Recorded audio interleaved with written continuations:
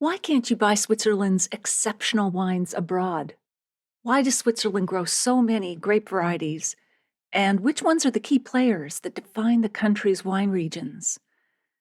And what makes high-altitude wine regions uniquely capable of producing wines that balance great concentration without being too heavy? In today's episode, you'll hear the stories and tips that answer those questions in our chat with Simon Hardy, author of The Smart Traveler's Wine Guide to Switzerland. By the end of our conversation, you'll also discover how a teenage exchange trip with a family owning a small Burgundian winery sparked Simon's lifelong fascination with wine, the impact that nearly 2 decades in Switzerland had on Simon's understanding of the vineyards, terroir, and regional identity, how a free ebook on Swiss wine evolved into a major publishing project, what makes the Smart Traveler's Wine Guide to Switzerland different from other books about Swiss wine or traveling to that region, how Switzerland's 6 wine regions differ in grapes, climate, language, and vineyard culture, what makes Chasselas the quiet backbone of Swiss white wine, and how classic Swiss foods showcase the subtlety of Chasselas.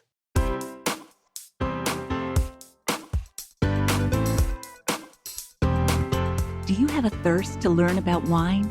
Do you love stories about wonderfully obsessive people, hauntingly beautiful places, and amusingly awkward social situations?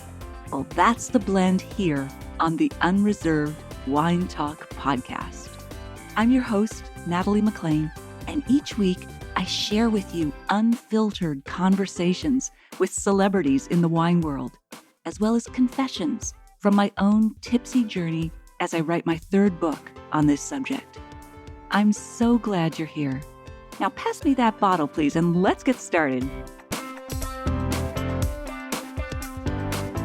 Welcome to episode 366. So, what's new in the wine world this week? Well, across Canada, drinkers are doubling down on local. That's not exactly news, but they are also not trading down on quality. Recent retail data shows Canadian wine sales are holding at nearly $7.8 billion overall, even as wine consumption slips at about 5%, meaning people are buying fewer bottles but spending more per pick, with a tilt toward premium and local labels, according to Statistics Canada figures in early November. At the same time, the low and no alcohol wave is only getting taller. Global non-alcoholic drinks are now a $1.4 trillion market, and low alcohol is growing at roughly 6% a year, driven largely by Gen Z and millennials. Canned wine is also very much part of that story, projected to surge to about $4.6 billion globally by 2034 as people look for single-serve portable formats and fun flavors like rosé spritzers and bellinis. For your calendar, the big grape day this week is International Cabernet Franc Day, and it's tomorrow, Thursday, December 4th, the parent grape of Cabernet Sauvignon, along with Sauvignon Blanc. Keep an eye out for the hashtag Cab Franc Day. Influencers are moving away from smooth and rich descriptors and finally embracing vegetal and herbaceous as positive traits, with creative posts comparing green bell pepper notes to high-end perfume. Now that's interesting. Never heard of a perfume described like that. Anywho, it's a perfect excuse to line up Ontario and the Loire Valley examples side by side to see which Cab Franc team you're on. I am unabashedly Canadian. Then December 5th is Repeal Day, marking the end of Prohibition in 1933. Skip the bathtub gin and throw a speakeasy dinner party with classic cocktails like the Scoff Law or French 75. My favorite toast from that time? Here's to Prohibition, the devil take it. They've stolen our wine, so now we make it. December 5th is also National Comfort Food Day, so don't be afraid to pair that Cab Franc with a massive bowl of mac and cheese. You could also pair the wine, perhaps, not sure about this, but for food days like Green Bean Casserole Day on December 3rd, Cookie Day, December 4th, Comfort Food Day on the 5th, and Gazpacho Day on the 6th, meaning you have license to pour Cab Franc with everything, from classic roast beef and beans to a plate of chocolate biscuits, or even a wildly off-season chilled tomato soup. Definitely stretching the season there. the association that represents the gazpacho producers. Anyway, I don't endorse all of these pairings. Maybe the roast beef and beans. In marketing moves this week, holiday campaigns are in full swing, and the brands are getting extra playful with packaging. In North America and Europe, cat-shaped wine bottles have gone viral on Instagram and TikTok as decor objects first and drinks second, with recent lifestyle coverage noting that people are racing to buy them as vases and stocking stuffers for feline-obsessed friends. That lines up with the trend toward whimsical, giftable packaging and other object-plus wine storytelling, outperforming traditional bottle shots in December. If you scroll in your feed this week, you'll also see wine advent calendars unboxed at speed, from winery-made versions to big retail picks, turning the simple act of opening a tiny door into 24 days of user-generated content. That's mind-numbing. Anyway, Sourpuss, that neon-bright liqueur that was a staple of many Canadian youths, is moving its production from Minnesota back to Quebec. It's a brilliant PR maneuver by the brand to capitalize on the current Made in Canada sentiment, turning a logistical manufacturing shift into a patriotic victory lap. Meow. Meanwhile, the LCBO is not disclosing what is in its massive $79 million stockpile of American alcohol since it was removed from shelves last February, leading to speculation on social media that the provincial government is sitting on a strategic reserve of Kentucky bourbon like it's gold bullion. And finally, in the category of first world problem of the highest order, the New York Times reported on a panic in Vancouver fine dining restaurants this week where a lack of specific French wines like Muscadet is threatening the integrity of scallop crudo courses. It's a reminder that while the world burns, the pairing menus go on. If you have some wine news or a quirky story you think I should share on the podcast, email me at natalie@nataliemclean.com. On Instagram, I'm at NatalieMcLeanWine, where I share more wine pics and wine mistakes, and there are lots of them. This week on CTV's CP24 Breakfast Show, we chatted about holiday entertaining. Whether you're hosting an intimate dinner party or an informal potluck, choosing the right wines can elevate your evening. The holiday season is my Super Bowl of wine because everyone gathers around. I provide running commentary that no one asked for, but they tolerate because I brought 5 bottles of wine. So let's start with something bubbly. We're kicking things off with the classic champagne that's been toasting celebrations since 1743, Moet and Chandon. This champagne was once reserved for royalty, and it still tastes regal today. It's holiday sparkle in your glass. This sparkling wine is all about elegance and celebration, and you'll find delicate notes of white stone fruit like peach and nectarine, hints of freshly baked bread, and a lovely citrus brightness that dances on your palate with those persistent fine bubbles. Before we move on to the next wine, let's play a quick game. True or false? Champagne bubbles rise faster in a tall flute than a wide glass. I'm talking about the speed of the bubbles. It is true. The flute concentrates the stream of bubbles to travel with more energy. They would, of course, get to the top sooner in a broader cup glass, but I'm talking about how fast they travel, not when they arrive there. Confusing, I know. Math was not my major. Anyway, drop chemistry too. These kinds of glasses keep wine fresher for longer, but that said, I do prefer a white wine glass for bubbles, as I still love to swirl it and smell it like I do wine. I know this makes me look like I'm trying too hard at parties, but I've made peace with that. Because I'm also the gal who brings her own glassware, so we're well past subtle at this point. I'd pair this champagne with chilled oysters on the half shell nestled in crushed ice, their briny lacquer glistening, with a squeeze of fresh lemon that mingles with the ocean's essence. Maybe try Parmesan shards broken into craggy bits, their crystalline texture providing a satisfying crunch and a deep, nutty umami flavor that amplifies the champagne's complexity. Or their salted caramel truffles with their smooth, glossy exteriors giving way to molten centers that balance the sweet and savory in perfect harmony with the wine's fruit and acidity. I know every single pairing sounds like something I'd attempt to make and then order takeout halfway through, But that's the beauty of these suggestions. They're aspirational. They're like vision boards, but edible. Next up, we have Cloudy Bay Sauvignon Blanc that put New Zealand on the wine map 40 years ago and brought worldwide attention to the country's wines. It's that good and remains the gold standard for fresh Sauvignon Blanc today. This wine is so famous, in fact, its Instagram account has better engagement than mine. #jelly. It's bursting with aromas of ripe honeydew melon, passion fruit, and lemongrass, which makes it not only a great gift wine, but also a wonderful match for turkey and stuffing. Quick multiple choice. What gives Sauvignon Blanc its signature herbal aroma? Is it A, oak barrels, B, flavor compounds in the grape skins, or C, New Zealand magic? The answer is B, though if you said C, I respect your optimism.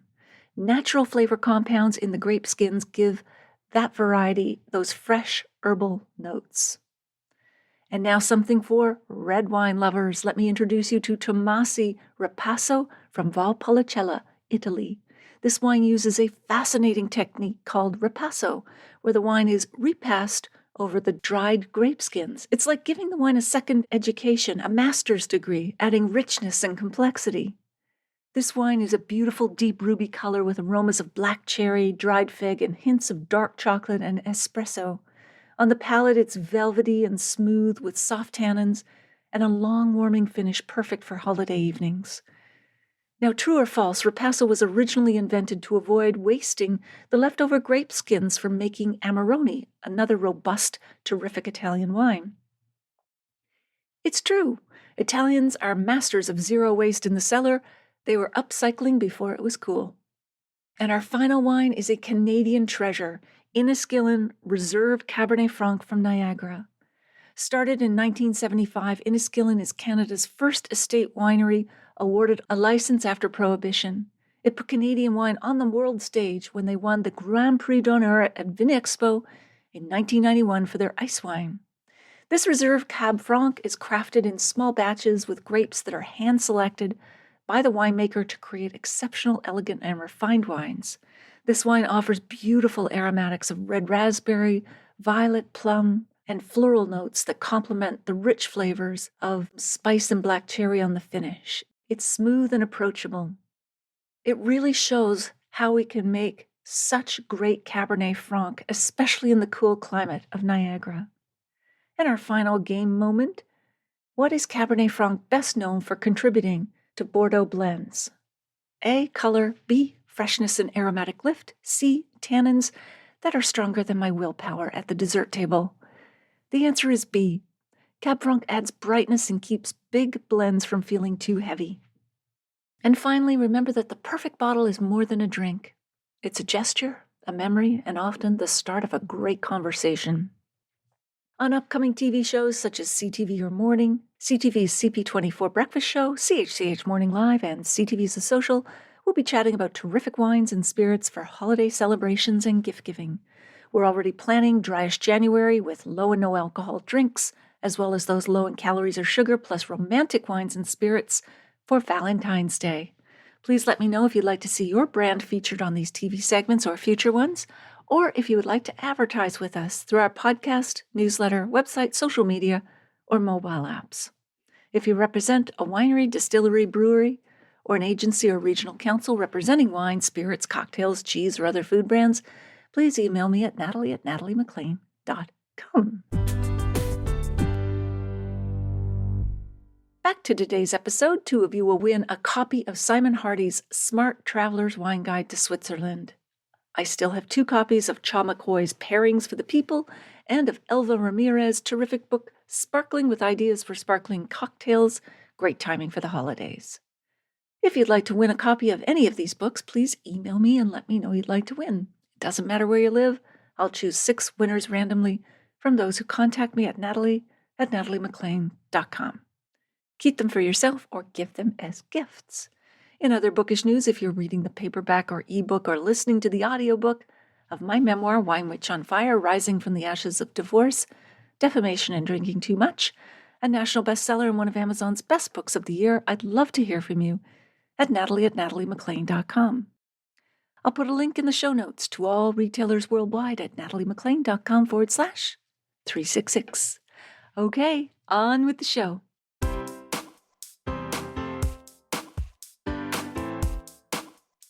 Simon Hardy brings a rare blend of multinational brand marketing and expertise and entrepreneurial flair to the world of wine. Over a 25-year career with Nestlé, he held senior marketing and strategy roles in the UK, the United States, and at the company's global headquarters in Switzerland. In 2010, he earned the WSET diploma in wines and spirits and founded Fitting Wines, a Swiss-based consultancy offering a bespoke wine shopping service for time-pressed expatriates. Since returning to London in 2019, he has championed Swiss wine in the UK. He is also the co-founder of Alpina Vina, a cross-border guide to alpine wine regions featuring documentary films that he writes and presents. Simon is the author of The Smart Traveler's Wine Guide to Switzerland, published by Académie de Vin Library in partnership with Club Enologique. He also serves as the regional ambassador for Switzerland at the Old Vine Conference and has been a judge for the International Wine Challenge since 2018. And he joins us now from his home in London. We're so glad to have you here, Simon. Welcome. Thank you, Natalie. It's a real privilege. All right, cheers. So before we dive into your wine career, tell us about when you were studying French at school. What did you ask your teacher to help you with? Well, having discovered that French was a subject that I seemed to be better at than most other subjects, I was keen to, as it were, get on the ground and learn in the country. But I had no connections there, so I turned to him and said, "Is there anybody you could introduce me to?" And he pulled a bit of a rabbit out of a hat. It turned out to be a wine-growing family in Burgundy. Oh. Need I say more? And Which one? I should say I was 14, turning 15 at the time. You know, my wine experience, my wine knowledge, I didn't really grow up in a wine drinking family by any measure. So this was a real eye-opener. And I should point out, I mean, everyone's thinking, wow, Burgundy, what a lucky guy. This was a very small family grower selling within the region. No national distribution, and certainly no international. And I suspect that most of the big critics have never heard the name. So okay, so we'll pass on that. But were you served wine at dinner, like the way they suppososedly do, the French? Even at lunchtime. So there was wine. There was always wine on the table. But even the winemaker Bernard, he always he mixed it. He cut it with lemonade. I was blown away. Well, that just seems like an abomination. Lemonade and Burgundy. It really does. Now, without wanting to be too precise on my age, but this was back in the 1970s. And I think it was kind of before Burgundy maybe had really found its soul and really found, if you like, the place that it now occupies in the world. Okay. So your first holiday job after leaving school was in a London department store, but again, you managed to rope it into wine somehow. What happened there? Unreal. Yeah, I mean, I finished school and it was a chance to earn some money. All the department stores recruit extra staff over the Christmas, New Year shopping period. They said, yep, turn up on such and such a day. You had no idea. You could have been, I don't know, gentleman's underwear for all I know. But this particular store had a very well-known wines and spirits department, and that's where I headed.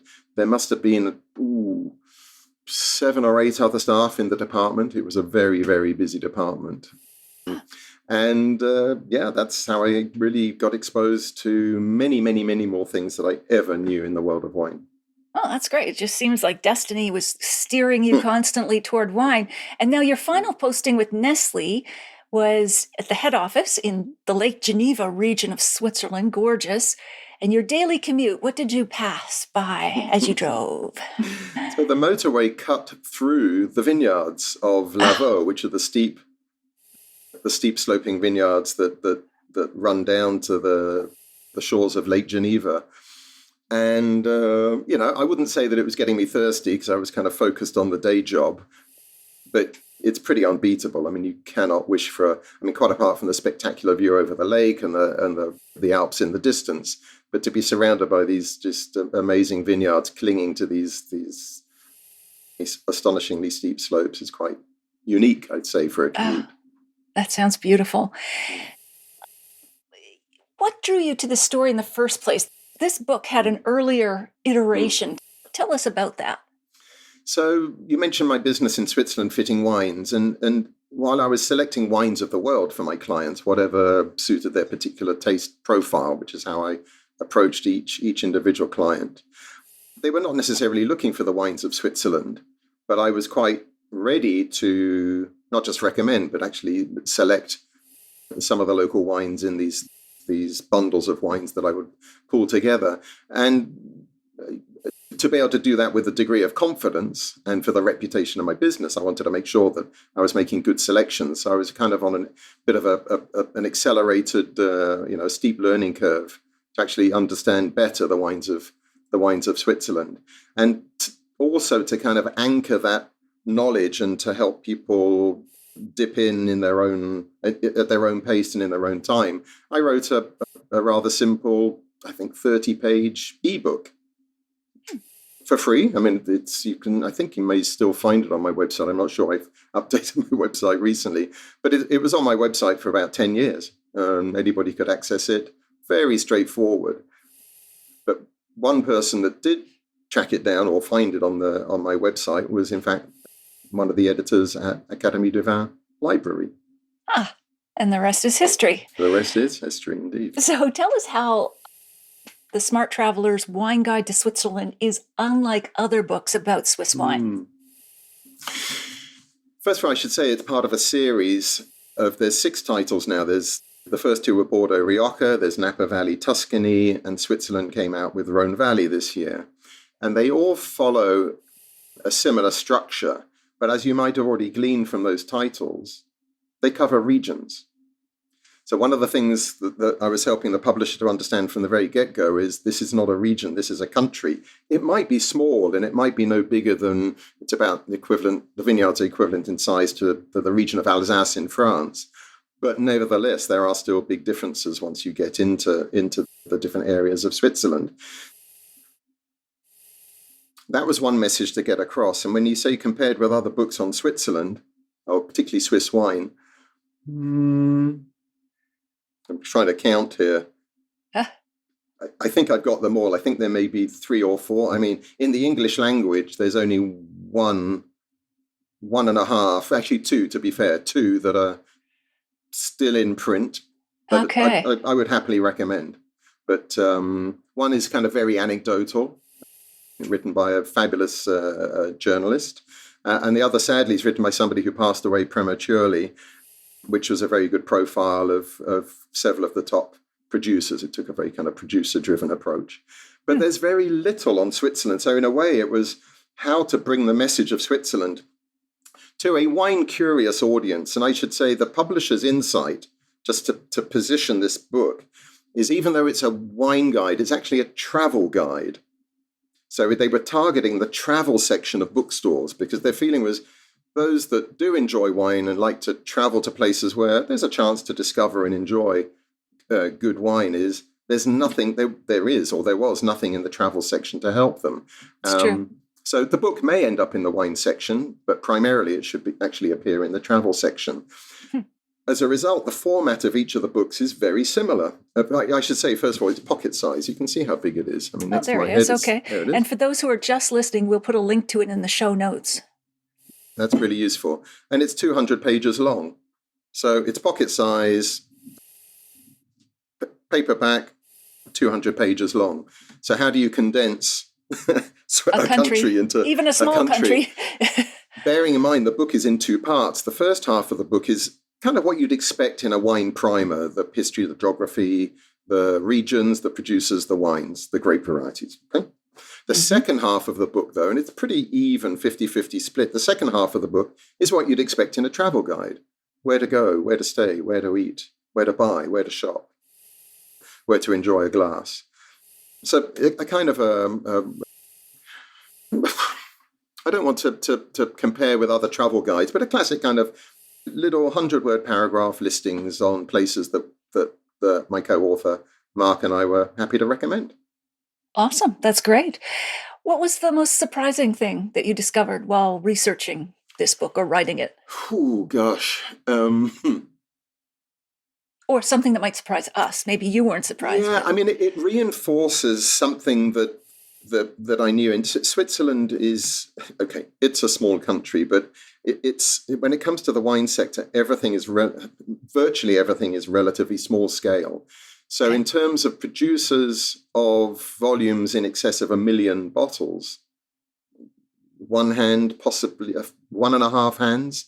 I mean, there are very few of them. The majority of producers, they are small, family-run businesses producing somewhere between 50 to 70,000 bottles a year. 50 to 70,000 bottles a year. And as we'll probably come on to, there's a wide variety of grape varieties planted. It's very rare that a single producer will have a single grape planted and be a specialist and expert in that grape.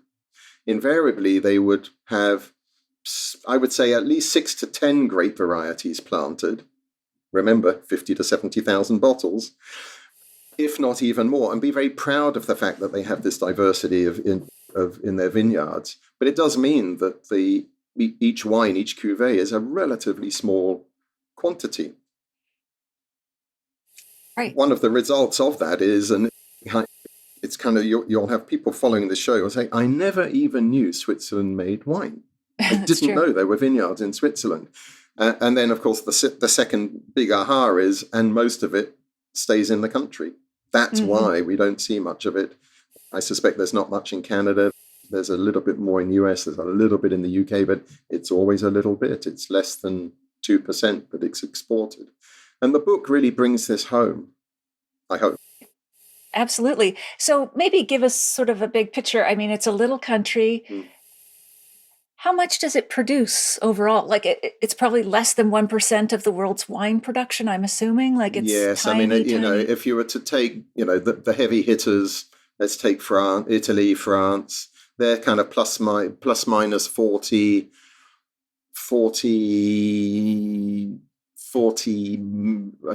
million, 40,000 hectoliters, whereas I'm sorry to kind of talk in liters because bottle equivalent's tricky here.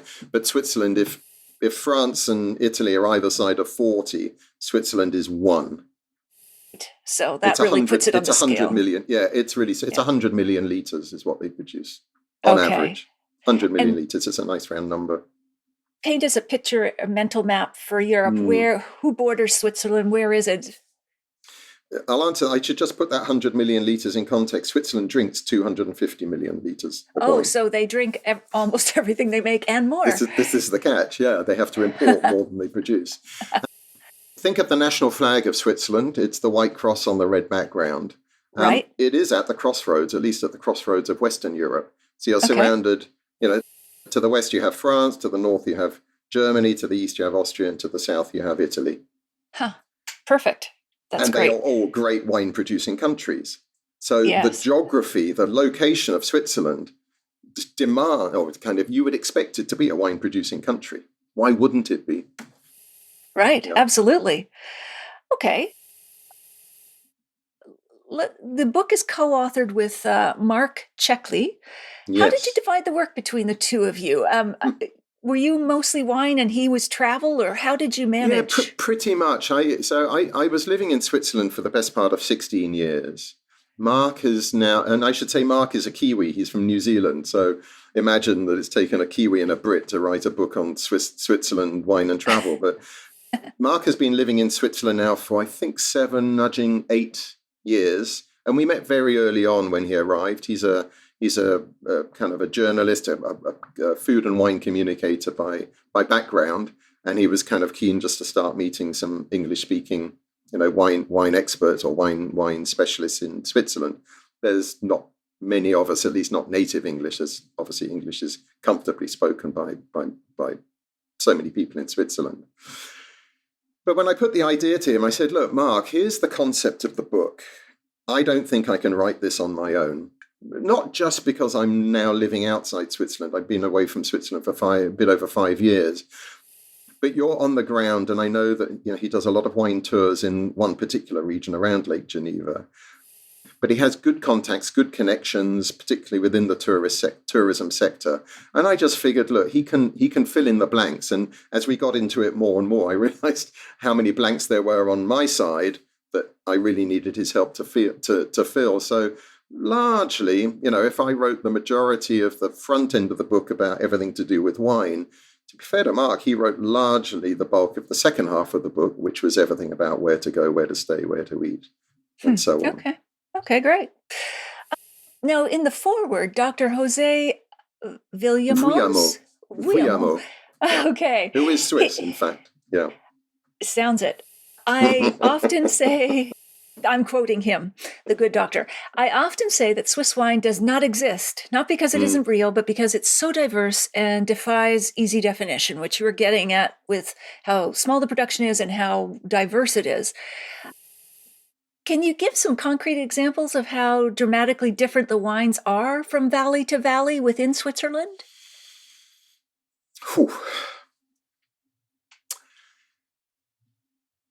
Sure, I will try. Let me at least not do it at the valley level, at least at the region level. There are in this little old country, there are six wine regions.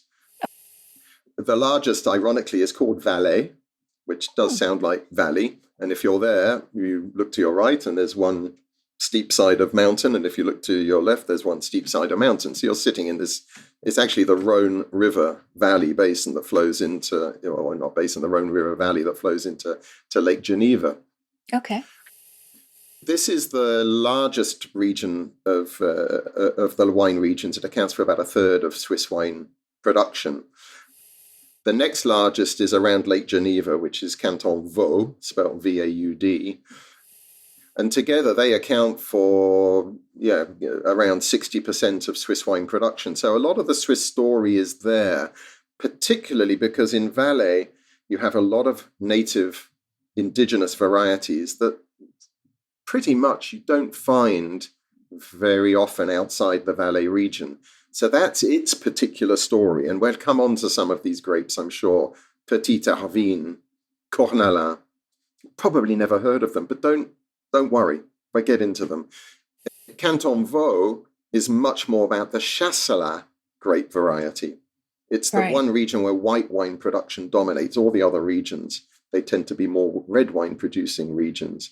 Then as you go further north towards Neuchâtel, it's a Pinot Noir region, both red and very good rosé. Further north, then you get into the German-speaking regions, or cantons, which have been clustered together as this beautifully named region called Deutschschweiz, so German-speaking Switzerland. There, Pinot Noir dominates when it comes to reds, and Müller-Thurgau dominates when it comes to whites. And then in Ticino, very different, because to get there, it's the Italian-speaking part of the country, you have to cross the Alps. And when you get to the other side of the Alps, you think, wow, not only are they speaking Italian, but this feels much more Mediterranean, it's warmer, it's wetter, and lo and behold, it's full of Merlot. Okay. Red and white. Intriguing. That is incredible diversity. Yeah. And you mentioned Switzerland is home to 250 grape varieties. How did you decide which ones to spotlight? I guess obviously Chasselas is the big white flagship grape of the country, but I mean, how did you narrow it down? Did you just say, let's do top 10? It's a great kind of. There's a big four. So other than Chasselas, you're right, there's Pinot Noir, which is actually the most planted grape in Switzerland. There's more Pinot Noir planted or produced in Switzerland than in Chile. Who knew that? That's unusual. Yeah. So Pinot Noir Gamay and Merlot. So those are the big four. And we're kind of looking at around about 2/3 of the vineyards. So then you've got, that's just four. So you've got an incredibly long list of those, 253, I think, is the number -4. You've still got 249. So you can imagine lots of very small plantings for the purposes of our conversation, and without wanting to be rude, largely insignificant varieties, but they are there for different reasons, often experimental. But the other varieties that I went for, those where they play a significant role within a given region. Okay. So a grape in Valley called Amigne, again, you will never have heard of it, produces very good off-dry and sweet wines. A variety in the German-speaking part, which I know we're going to come on to, called Completer. And then you have some of the new creations that have come out of the Swiss agricultural laboratories, like Gamare, Galotta, and the list goes on. So I tried to pepper the book with enough varieties that you have a reasonable chance of finding them, if not on a wine store shelf, at least on a restaurant wine list. Great. So let's talk about Chasselas, the grape that accounts for 1/4 of Swiss vineyards, yet is virtually unknown and unplanted international. You note that it's called Fendant en Valais, Parlan in Geneva, and Gutendel. Gut Edel. Okay, yes, I'm murdering all of these pronunciations in German-speaking region. So why do you think this chameleon grape hasn't achieved global recognition, despite the fact it's so dominant in Switzerland? I'm going to have to start my answer with an apology to your French listeners and viewers, because my pet theory is it's a French conspiracy.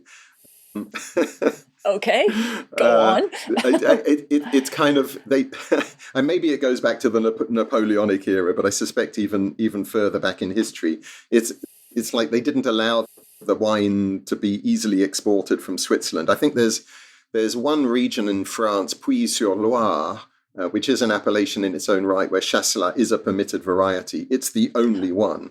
Largely, France plant it as a table grape. And so one way of kind of, if you like, undermining a quality wine grape's reputation is by churning it out as a table grape. It's not worthy of. Okay. Why else? I think there's a particular... maybe there's some truth in the conspiracy story or not, but I think there's something specific to the nature of the grape itself. When I'm judging in wine competitions, usually the preamble from the team running it is, don't ignore the shy wines, the wallflowers, the ones that don't arrest your senses, that don't jump out of the glass. Chasselas is one of those. Okay. The best description I found of Chasselas was by a Swiss wine writer, Chandra Kurt, who described it as the Pinot Noir of white wines. And if you think about Pinot Noir, it's delicate, it's lace, it's elegant, it's fine. And Chasselas it can be like that. It doesn't jump out of the glass. But it has properties which are kind of unlike so many other white wines. It's surprising. It's relatively low in acidity, but it has a phenomenal, as at least the finer versions of Chasselas, a phenomenal longevity. Really? So what's allowing it to age? How is Because that acidity possible? is usually the thing that allows white wines to age. Exactly. Yeah. So there's some properties of this grape which are quite unusual. And let's just say that in this case, the Swiss have mastered those properties. For sure, the environment must come down to it. I mean, the Chasselas grape has been planted, at least in the Lavaux vineyards, for centuries. The vineyards were created back in the 11th century by the monks. So, in the same way that Burgundy, thanks to the monks, has centuries of experience of working with Pinot Noir, let's give credit to, originally the monks and now the secular winemakers. They get Chasselas. They understand it in a way that I don't think anybody else does. So it's just the way they're farming it that gives it the longevity, because it doesn't have the acidity. So it's something we don't know. Let's be clear. As with a lot of wine, it's made to be drunk. Most of it is made to be drunk young. Yeah? Okay. When you're shopping for Chasselas, and you can expect it's a kind of it's an everyday kind of wine. It's the wine that you drink as an easy aperitif. It's a wine that is used at birthdays and anniversaries. It's a wine that's drunk at funerals, at celebrations. It's just the ubiquitous white wine, particularly of Canton Vaud, but I'd say of Switzerland. So it's kind of it's unpretentious in that way. and it has a price, attached to it accordingly. But the finer examples, and particularly in this area overlooking Lake Geneva, it's known as the Lavaux region, and there's a particular Grand Cru appellation called Desalé Grand Cru, which produces just remarkable wines. In fact, it is one of the wines I will be supping with you a little later.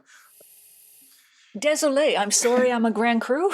What is that? Désolé. Désolé. Oh, désolé. Okay. I know it sounds like désolé, but it's désolé. Yeah. Oh, désolé. Okay. Sounds very Canadian. I'm sorry. Anyway. I'm sorry, désolé. Yeah. So what is its aromatics? What is its aromatic profile? Is it floral? What is it? If anything, it tends to be, when it's young, it tends to be floral, but there's a mineral note, and I don't know. I haven't listened to you enough to know how you handle minerality. I know. I think it came up in a recent, often and confusingly. What do I say when I'm running tastings? Imagine a wet stone. Sniff it because it has an aroma. Lick it if it's clean, and it has a taste. But it's quite distinctive. But it's wrapped in lots of other characteristics. But there is a mineral. There's a mineral feature which comes from the particularly the Desalé site. It's floral. It can be a bit nutty, and over time that nuttiness comes through more. And remarkably, with age, and now we're talking 12, 15, 20-year Chasselas or Fondant in the Valais, it can even take on a honeyed character, which seems utterly absurd in a wine that's been vinified dry. Right. It just is what it is. Huh. Reminds me of the sort of freakish path that Semillon follows. I'm with you. Yeah. Okay. Are there classic wine pairings for this, or is it kind of like wide-reaching because it's a white? Well, as I say, other than birthdays and anniversaries and funerals, but the freshwater fish. I mean, there's fish from the lake. Filet de perche is a classic. It's actually a very good pairing with the classic cheese dishes of Switzerland, which you might think, but don't I need kind of something with a bit more acidity to kind of, cut through the richness of the cheese, the fattiness and the heaviness of the cheese. But it does work. One pairing I really like, and I believe there's been quite some success in Japan, is with sushi and Japanese cuisine. And again, if you think about the nature of the food, it's delicate. The flavors are really refined, and you need a wine that is not going to dominate, but is going to complement. And Chasselas seems to do that very well. I liked your description, like lace, like even Chasselas sounds like lace. Yeah, it does a bit. Yeah. You're right. And how is, let's just talk about the other three grapes, the red ones. How does the Gamay of Switzerland differ mainly from, say, the one we know in Beaujolais? Yeah, I mean, I would say if there's a characteristic, and I probably focus more on the Beaujolais village. There's this particular granite characteristic to the soils in the villages there, which comes through in the minerality of whether it's a Fleury or Saint-Amour or whatever it might be. Whereas I think in Switzerland, it's very true to the varietal, so you're getting kind of, it's fruit forward. It's kind of lighter in tannins, not as light as Pinot Noir, but you don't have this kind of mineral characteristic. So I think it's I don't want to say a simpler expression, but I don't think it's not trying to rival Beaujolais. One of the reasons Gamay is planted in the quantities it is, and maybe this does speak something to the quality of the Gamay, is it ends up being blended with Pinot Noir. So you can find some very good single varietal Gamay, but the majority of it, from what I can figure, is blended with Pinot Noir to produce a wine that goes under the name of DOLE. And it's a very easygoing, think of it as a kind of a bistro, brasserie style red wine. Very reliable, pretty much consistent from year to year, no great variation, good value, and often a good earner for the wineries because they can they can ship it when it's relatively young. Cash crop. Yeah. Sounds like they're trying to stretch the batch with Pinot Noir. But with Pinot, how is that different from, say, the Spätburgunder, the Pinot of Germany, or the Burgundy? Yeah. Gosh. I won't claim to be a Pinot expert, and I certainly will not claim to be a Pinot Noir clone expert. But there are different clones planted in Switzerland. There are Burgundy clones. I'm not going to give you the numbers, but there are also Swiss clones. And sometimes some vineyards, I know one producer in the east of Switzerland, he has 4 single vineyard Pinots. Sometimes the vineyards are exclusively Swiss clones, some are exclusively Burgundy, and some are a blend. I think one of the characteristics of Pinot Noir, particularly from the east of Switzerland, which is one of my favorite Pinot regions in Switzerland, is they generally pick about 2 weeks later than Burgundy. And one of the reasons for that is it's the warmest region of the German-speaking cantons. And that's partly driven by a wind that you might have heard of called the Föhn wind. Okay. This is a warm autumn wind. So it has the benefit of reducing, fungus and other disease in the vineyards, but it also keeps the grapes ripening a bit longer. And so as a result, I think you get, even in relatively young expressions of Pinot Noir, you get depth, you get richness, which sometimes you might expect to come from age, but that's not necessarily the case. Oh, fascinating.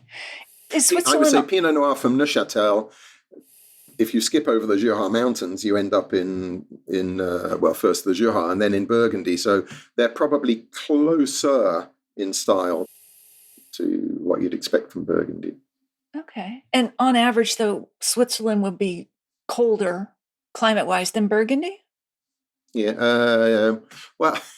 Or would it? Or would it be? Yo is the answer. So clearly, colder winters, no question. It's a continental climate, whereas Burgundy is at this rather interesting intersection of continental, maritime, and depending on the year, sometimes there can be some Mediterranean influence too. Switzerland doesn't have that because there's a rather large mountain range in the way called the Alps, which means you're decidedly continental, and the Jura keeps any influence of the maritime climate away. So colder in winter, but as I say, this warm autumn wind actually can elevate the temperatures and for longer during the critical harvest time. That's really interesting.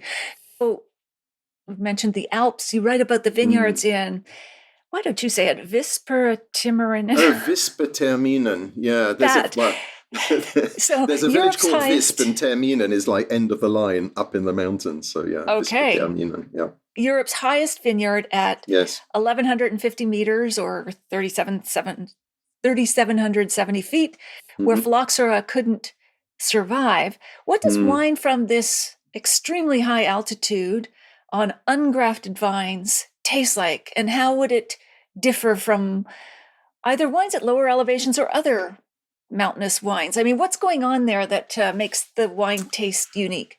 Yeah, I'm not sure I can give you a very satisfactory answer on this.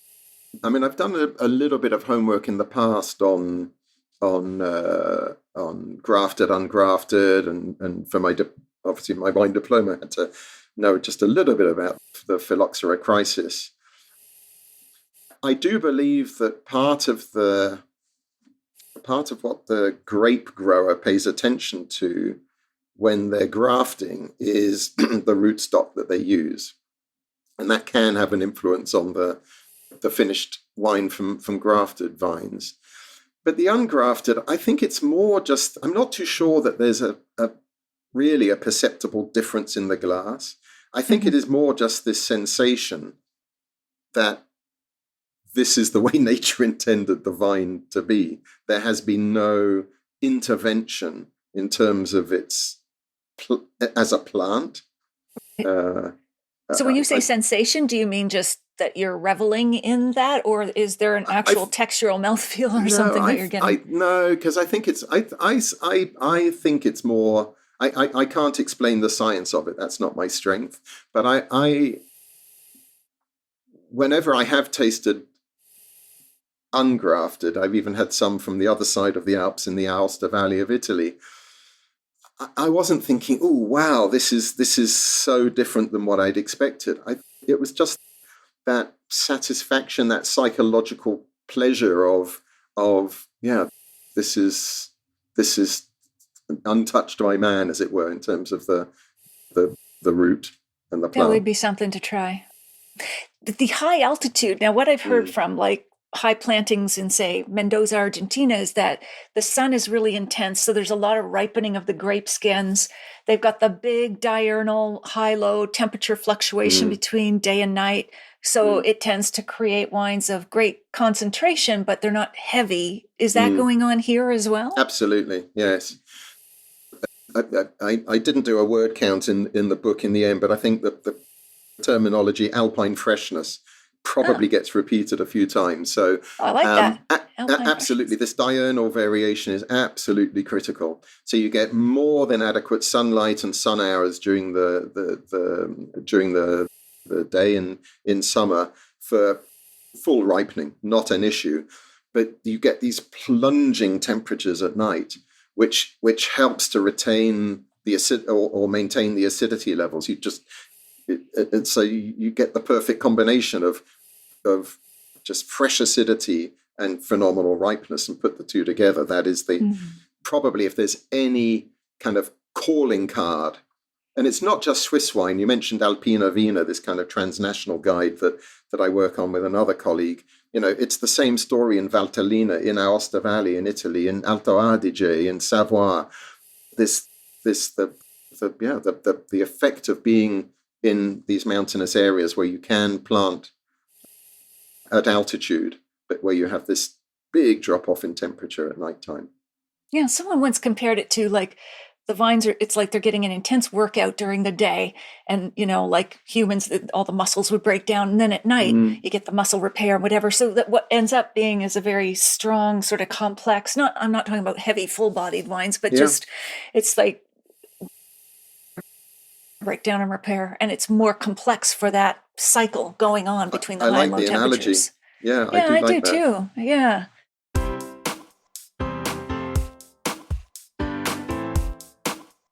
Well, there you have it. I hope you enjoyed our chat with Simon. Here are my takeaways. Number 1, why is Swiss wine such a rarity worldwide, even though it's highly regarded? In other words, why can't we buy it here? Well, as Simon explains, Switzerland is a small country, and the wine industry is also very small scale. Very few producers produce more than 1 million bottles. I mean, just a handful, he says. Most are small family-run businesses producing between 50 and 70,000 bottles a year. Most of them don't even focus on a single grape. They'll have 6 to 10 varieties planted, and they're proud of the fact that they're all mixed in the vineyards. So each wine is very small quantity. Most of it stays in the country. Less than 2% gets exported. So we're just going to have to go and visit them to taste it. Number 2, why does Switzerland grow so many grape varieties? And which one are the key players? Chasselas, of course, is the leading grape in the country, a white wine. Then there's Pinot Noir, which is the most planted grape in Switzerland. There's more Pinot produced in Switzerland than Chile. I did not know that. Gamay and Merlot come in 3rd and 4th, and those big 4 are 2/3 of the vineyards. Then you've got an incredibly long list of 253 grapes, or at least if you knock out those 4, 249. That's a lot of small plantings, and much of it is experimental. And number 3, what makes high-altitude wine regions uniquely capable of producing wines of great balance and concentration without being too heavy? So Simon didn't do a word count, but the term alpine freshness, he says, is mentioned several times throughout the book. That diurnal variation, day-night change, is critical. You get sunlight and sun hours during the day in summer for full ripening, but you also get the plunging temperatures at night, which helps maintain the acidity levels in the grapes. So you get that perfect combination of fresh acidity and phenomenal ripeness, because remember, ripeness is in the skins, not just the grapes themselves as they exchange acid for sugar, but all the precursors and flavor compounds, those are in the skins and need that sun ripening. Put the two together, and that's the calling card of high-altitude plantings. And it's not just in Switzerland. It's the same story in Valtellina, Aosta Valley, Italy, Alto Adige, and Savoy. It's the effect that these mountainous areas bring to the wines. So, if you missed episode 280, go back and take a listen. I chat about the wines of Jura and the French Alps with Wink Lorch, from ski resorts to worldwide sensation. I'll share a short clip with you now to whet your appetite. Millions and millions of years ago, so you had the whole of that area of France was covered in the sea. So that's why we have calcium and why we have fossils. Which create the limestone. Exactly. The Jura Mountains emerged many millions of years ago. And then much later, the French Alps, which are a young mountain range, there was this upthrust and they arrived. And then there were other gentle mountains that form the hillsides of Burgundy that we know today. So we've suddenly got this sort of dip in the middle and these two, the mirror images of Burgundy, of Jura over here, Burgundy over here.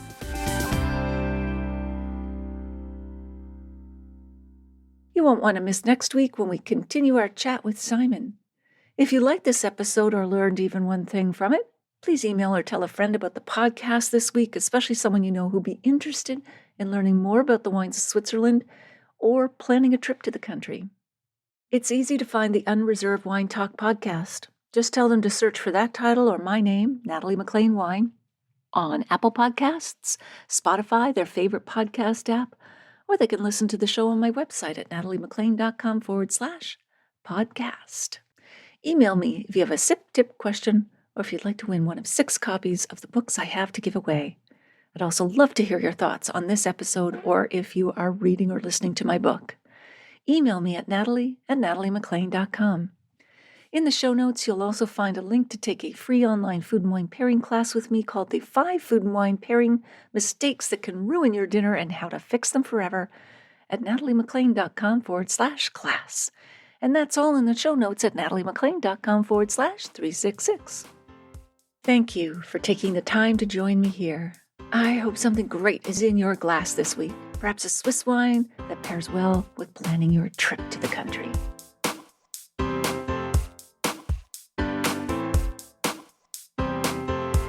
You don't want to miss one juicy episode of this podcast, especially the secret, full-bodied bonus episodes that I don't announce on social media.